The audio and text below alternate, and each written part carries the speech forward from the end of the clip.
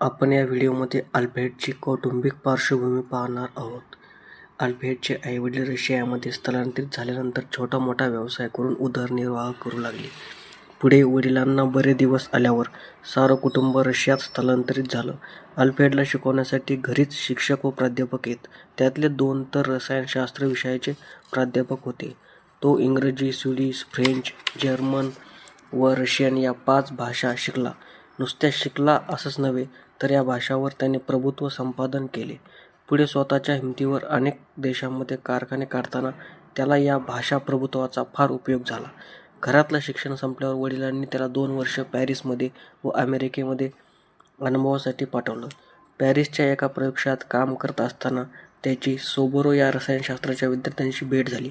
सोबोरोने प्रयोगशाळेत नायट्रोग्लिसरीन हे स्फोटक बनवले होतं, पण ते हाताळायला इतकं धोकादायक होतं की पुढे सोबोरो त्याचं काहीच करू शकला नव्हता. येथेच नोबेलच्या डोक्यातला जिनियस जागा झाला.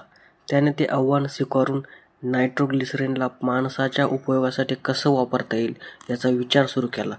निसर्गावर मात करून पुढे जाणे हा नोबेलच्या आयुष्याचा स्थायी भावच होता. या महाभयानक स्फोटक रसायनाचा प्रत्यक्षात उपयोग करता यावा यासाठी त्यांनी प्रयोगांची शर्थ केली आणि डिटोनेटरचा शोध लावला.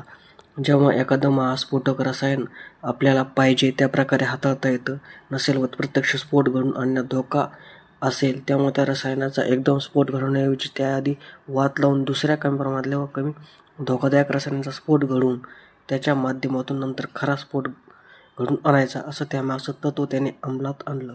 तर पुढील व्हिडिओत आपण स्फोटकांची सविस्तर माहिती पाहूयात. धन्यवाद.